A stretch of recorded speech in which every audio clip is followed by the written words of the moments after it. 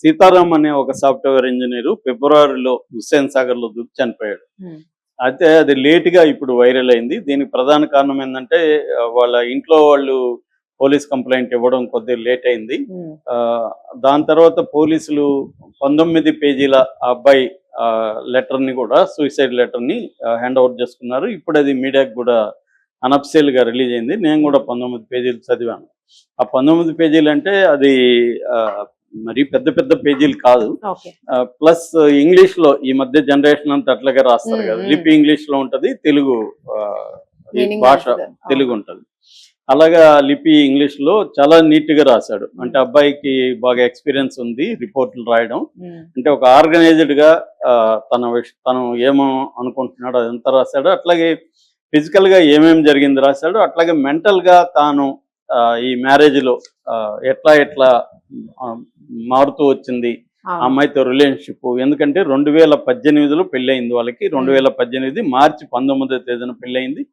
దాదాపు 7-8 ఏళ్ళు నేను చాలా హ్యాపీగా ఉన్నాను. ఎందుకంటే అబ్బాయికి తెలియదు ఈ అమ్మాయికి అఫైర్లు ఉన్నట్టుగా తెలిసింది. ఇప్పుడు 2025 సెప్టెంబర్ 19లో తెలిసింది. అది కూడా ఎవరి ద్వారా తెలిసింది? స్వయంగా అమ్మాయే చెప్పింది. ఎందుకు చెప్పింది? అమ్మాయి రాత్రి సెప్టెంబర్ 19, 2025 రాత్రి 11:22 అబ్బాయికి చెప్పింది. ఏమని అంటే, నేను ఒక తప్పు చేశాను, నేను ఒక అబ్బాయితో ఆ వీడియోలు తీసుకున్నాం మేము. ఇప్పుడు ఆ అబ్బాయి ఆ వీడియోల్ని ఇన్స్టాగ్రామ్ లో పెట్టేశాడు, నువ్వేమన్నా చేసి దాన్ని డిలీట్ చేయించు అని చెప్పింది. ఇంకెవరిని అడగాలో అమ్మాయికి తెలియకుండా అతనికే చెప్పింది. అప్పుడు ఇతను షాక్ అయ్యాడు. కానీ ఒక తిట్టలేదు, ఒక కొట్టలేదు అమ్మాయిని. ఇమ్మీడియట్ గా ఇతను అమ్మాయిని సేవ్ చేయడానికి బయలుదేరాడు. అర్ధరాత్రి 12:30 గంటకి ఇతను 2 పిల్లల్ని తీసుకొని కారులో షాద్ నగర్ బయలుదేరి అక్కడ పోయి పోలీస్ స్టేషన్లో కంప్లైంట్. అబ్బాయికి ఫోన్లు చేస్తే అబ్బాయి తీయట్లేదు. రమణారెడ్డి అనేవాడు ఈ అమ్మాయికి లవరు. సో అతను షాద్ నగర్లో ఉంటాడు. అతను ఇన్స్టాలో ఇవి పెట్టేశాడు. అతని ఇన్స్టా అకౌంట్లో 2000 మంది ఉన్నారు. అందులో ఈ అమ్మాయికి సంబంధించిన ఫ్రెండ్స్, బంధువులు అంతా ఉన్నారు. ఎందుకంటే అబ్బాయిది కూడా నంద్యాల, ఈ అమ్మాయిది కూడా నంద్యాల, కామన్ ఫ్రెండ్స్ అందరూ ఉన్నారు. అందుకని ఈ అమ్మాయికి టెన్షన్ వచ్చి ఏం చేయాలి అనేది తెలియకుండా ఏదైతే అదైందని భర్తకు కూడా ఎలాగో తెలుస్తుంది కదా అని చెప్పి ఈ అమ్మాయి చెప్పేసింది. సో ఇతను కూడా అమ్మాయిని సేవ్ చేసే అవతారం ఎత్తాడు. అక్కడ ఈ అమ్మాయిని ఏమైనా కంట్రోల్ చేయడం నేను చేయలేదు. పిల్లలనే కాదు, అతనికి ఆ అమ్మాయి మీద కూడా తీవ్రమైన ఒక ప్రేమ ఉంది, ఒక అటాచ్మెంట్ ఉంది. పిల్లల్ని పక్కన పిల్లల యాంగిలే రాయలేదు దీంట్లో. అసలు పిల్లల కోసం నేను చేశాననే యాంగిలే రాయలేదు ఎక్కడ. ఆ అమ్మాయితోనే ఇతనికి కూడా ఒక అటాచ్మెంట్ ఏర్పడిపోయింది. అమ్మాయిని వదిలి ఉండలేని ఒక పరిస్థితి ఈ అబ్బాయిలో ఏర్పడిపోయింది. ఈ అబ్బాయి ఏంటంటే క్యారెక్టరైజ్ చూస్తే ఓవరాల్ గా వెరీ వెరీ సెన్సిటివ్. చిన్నప్పటి నుంచి కూడా ఒక సైకిల్ కూడా కొనిమ్మని వాళ్ళ తండ్రిని ఎప్పుడు అడగలేదు. అంటే ఎవరిని బాధ పెట్టే తత్వం ఈ అబ్బాయికి లేదనమాట. ఇతరులని నొప్పించకుండా తన కష్టపడి పైకి వెళ్ళే తత్వమే ఉంది. సొంత బావ చెల్లెలు కూడా ఇతను మోసం చేశారు 4-5 లక్షలు. అంటే ఈ అబ్బాయి నేచర్ మనం కానీ ఆ 19 పేజీల్లో చూస్తే ఈ అబ్బాయి హైలీ సెన్సిటివ్. ఈ అబ్బాయి ఎవరిని నొప్పించేవాడు కాదు, తనే అందుకనే చనిపోయాడు స్వయంగా. అంత సెన్సిటివ్ లేకపోతే ఎందుకు చనిపోతారు ఈ కేసులో? పీడ వదిలిందిలే, దీన్ని వదిలేద్దాం, మనం హ్యాపీగా 2 పెళ్లి చేసుకుని హ్యాపీగా ఉందాం అనుకుంటారు కదా ఎవడైనా. ఇంత వివరంగా బాధ అనేది అబ్బాయికి ఎందుకు ఉందంటే హైలీ సెన్సిటివ్ అబ్బాయి. సో అందుకని ఆ అబ్బాయి అమ్మాయిని తీసుకుని వెళ్ళాడు. పోలీసుల ఒక సహాయంతో వెళ్తే ఆ రూమ్ లాక్ అయింది. అప్పుడు దాదాపు 3 అవుతుంది టైము. సో అప్పుడు మళ్ళీ అబ్బాయికి పోలీసులు వాళ్ళు ఫోన్ చేస్తే మొత్తానికి తీసేయమని చెప్పారు, రిక్వెస్ట్ చేశారు. పోలీస్ ఇతను హస్బెండ్ తీసేస్తానన్నాడు. ఆ తర్వాత 3:30కి షాద్ నగర్లో హోటల్లో పోయి రూమ్ తీసుకున్నారు. 6:30-7 గంటలకి అప్పటికే వీళ్ళ నాన్నకి వాళ్ళకి చెప్పారు ఈ విషయం. ఈ అబ్బాయి చెప్పాడు, ఇట్లాగా మీ అమ్మాయి వీడియోలు పెట్టారు అని చెప్పి. చెప్తే వాళ్ళు బయలుదేరి వచ్చారు నంద్యాల నుంచి.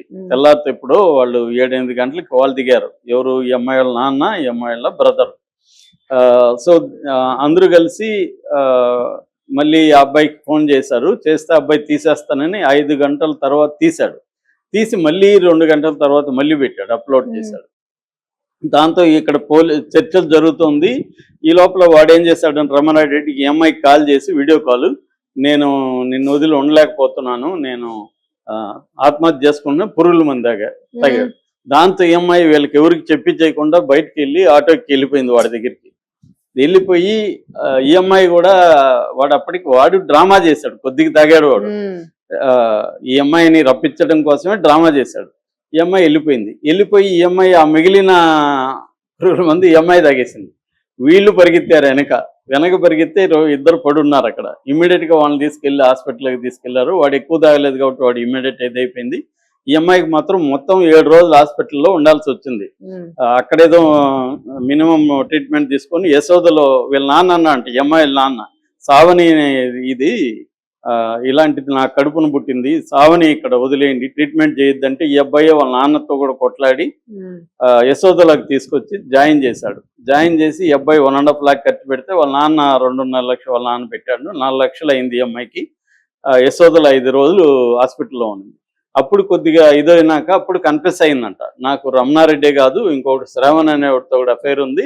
ఈ శ్రావణ్ అఫైర్ తెలిసే రమణారెడ్డి నా వీడియో అప్లోడ్ చేశాడు అనే విషయం అప్పుడు చెప్పిందంట. శ్రావణ్ ఎవరంటే వీళ్ళ అపార్ట్మెంట్ లోనే G4 శ్రీనిలయం అనేది వీళ్ళ అపార్ట్మెంట్ పేరు. గ్రౌండ్ ఫ్లోర్ లో G4 లో ఉంటాడు. వీళ్ళిద్దరికి మధ్య కూడా చాటింగ్ మొదలయ్యి ఆ అబ్బాయి ఇంటికి వచ్చాడు ఒకరోజు, జరిగింది వీళ్ళిద్దరి మధ్య. తర్వాత వెళ్ళిపోయాడు. మళ్ళీ ఒకసారి వస్తే ఎవరో ఎదురింటి వాళ్ళు బయట ఉంటే వెళ్ళిపోయాడంట. సో ఒకేసారి చేశానని చెప్పిందంట. రెండోది 1.5 year నుంచి నాకు రమణారెడ్డితో పరిచయం అని చెప్పిందంట. కానీ అవన్నీ అబద్ధాలు అనేది కూడా ఈ అబ్బాయి అనుకుంటున్నాడు. 7-8 ఏళ్ళ నుంచి ఈ అమ్మాయికి అఫైర్లు ఉందని. తర్వాత ఈ రమణారెడ్డే ఈ అబ్బాయికి చెప్పాడంట, అమ్మాయికి మొత్తం 6 మంది బాయ్ ఫ్రెండ్స్ ఉన్నారు, ఒక్కరు కాదు అని మొత్తం డీటెయిల్స్. వాడు ఎందుకంటే వాడు పాతోడు కాబట్టి ఎక్కువ ఈ అమ్మాయికి పాతోళ్ళతోనే స్నేహం ఉంది. అంటే స్కూల్ మేట్స్, కాలేజ్ మేట్స్ తోనే ఉంది. పేర్లు కూడా చెప్పాడు వాడు. వీడి పేరేమో శ్రావణ్ కిషోర్. అది కాకుండా అయ్యప్ప అనేవాడితో ఎక్కువ చేసేదంట. సో అది స్పెషలైజేషన్ అయ్యప్పతో. తర్వాత శివ అనే ఇంకొకడు ఉన్నాడు, ఇంటర్ప్రెండ్. సురేంద్ర ఒకడు ఉన్నాడు, వాడితో అయితే సీరియస్ గా లవ్, వాడిని పెళ్లి చేసుకుందాం అనుకున్నది. వాళ్ళ నాన్నకు కూడా చెప్పింది. వాళ్ళ నాన్నది కూడా తప్పు ఉంది ఇక్కడ. వాళ్ళ నాన్న వాడికి పెళ్లి చేయకుండా శివ అనేవాడికి, సురేంద్ర అనేవాడికి, నేను మంచి సంబంధం చూస్తాను, ఈ అబ్బాయికి 2 లక్షల శాలరీ, సాఫ్ట్వేర్ ఇంజనీర్, ఈ అబ్బాయికి వాళ్ళ నాన్న తగలగట్టాడు. దాని తర్వాత వంశీ, వీడు కూడా స్కూల్ మేట్. అంటే స్కూల్ మేట్, ఇంటర్మీడియట్ మేట్స్ తో ఈ అమ్మాయి ఇంటర్మీడియట్ వరకు చదివింది, వాళ్ళతో అఫైర్ లో ఉంది. ఇవన్నీ రమణారెడ్డికి తెలుసు. అందుకనే రమణారెడ్డికి ఈ అమ్మాయికి మధ్య కూడా ఎమోషనలీ హై ఆక్టేన్ రిలేషన్షిప్ అంటారు. అంటే గొడవలు పడడం, కొట్టుకోవడం, విపరీతంగా కలవడం, ఇటువంటి. ఈ అమ్మాయికి అందరిలోకి కూడా రమణారెడ్డి పట్లే విపరీతమైన వ్యామోహం ఉంది అనేది అర్థమవుతుంది. ఎందుకంటే ఇతను సీతారాం చనిపోయిన సూసైడ్ తర్వాత 1 month లో అమ్మాయి మళ్ళీ రమణారెడ్డిని పెళ్లి చేసుకునేసింది. ఎందుకు చేసుకుందంటే రమణారెడ్డి అనేవాడు వాడి క్యారెక్టర్ మనకి డీటెయిల్గా తెలియదు, కానీ ఉన్నంతలో చూస్తే అతను ఈ అమ్మాయిని హర్ట్ చేసే లక్షణం ఉంది, పొసెసివ్ ఉంది, హైలీ నార్సిసిస్టిక్ లక్షణాలు ఉన్నాయి. జనరల్ గా ఇటువంటి అమ్మాయిలు అటువంటి అబ్బాయిని లైక్ చేస్తారు. అంటే దే నీడ్ డ్రామా. హర్ట్ చేసే అబ్బాయిలనే ఎక్కువ లైక్ చేస్తారు. నువ్వు హర్ట్ చేయకుండా ప్రేమగా బుద్ధిగా చూసుకుంటే వాడి పట్ల వీళ్ళకి పెద్ద ఇంట్రెస్ట్ ఉండదు. ఇతను అది కూడా రాశాడు. అమ్మాయికి యాక్చువల్గా నాకు కోరికలు ఎక్కువ అమ్మాయితో పోలిస్తే, మేబీ అలా నమ్ముండొచ్చు ఇతను.